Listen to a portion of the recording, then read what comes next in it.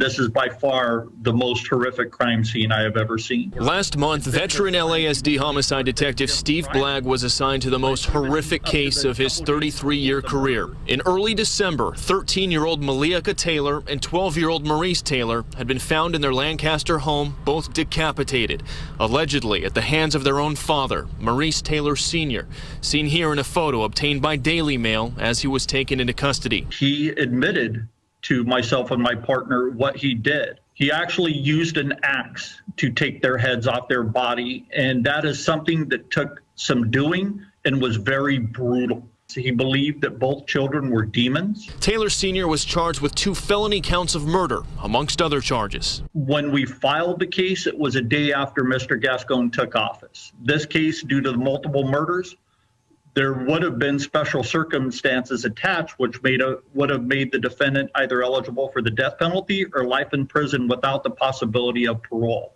But due to DA George Gascón's sweeping reforms, his office has banned the filing of special circumstances, and none were filed in this heinous case, with Gascón previously saying that Taylor's murder charges would be punishment enough. He would be in prison for more than half a century. To me, that is a complete falsehood, and Mr. Gascón should know that as an attorney.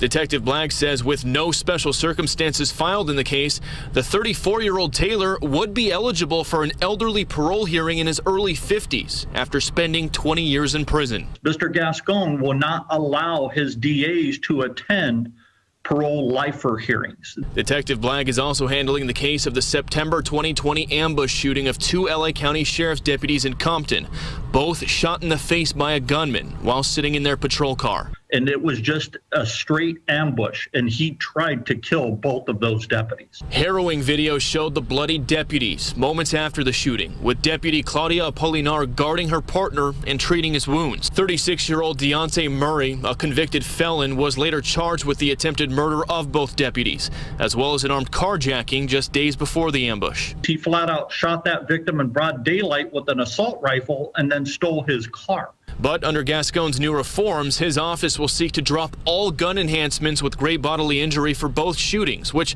would potentially shave decades of prison time off of Murray's sentence if he's convicted. On top of that, Detective Blagg tells me Murray also has a previous strike for felony terroristic threats, which would have banned him from receiving an elderly parole hearing, but because Gascón is refusing to prosecute strikes as part of his reforms, Murray will be eligible for an elderly parole hearing in his mid-50s after serving 20 years if convicted. He has never once expressed any remorse. I spoke to Deputy Apolinar Wednesday night, who is still recovering from her wounds and going through physical therapy after being shot in her face.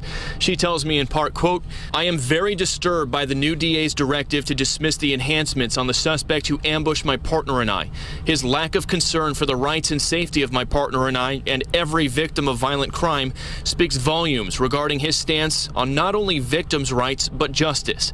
A person who willfully and deliberately tried to murder 2 deputy sheriffs without provocation should not be able to walk free again, period. The events of that day will live on in my mind forever, but slain victims will never get that opportunity. He refuses to stand for them as well. I will continue to serve the public. The same should be said for Mr. Gascón." Mr. Gascón's team tells us they have no comment in response to this story tonight, but they have previously told me that just because somebody gets a parole hearing doesn't mean they're going to get paroled. They say it only happens about 15% of the time, but Gascón's critics will counter by saying now prosecutors aren't even allowed to go to those parole hearings. In West LA tonight, Bill Malugin, Fox 11 News.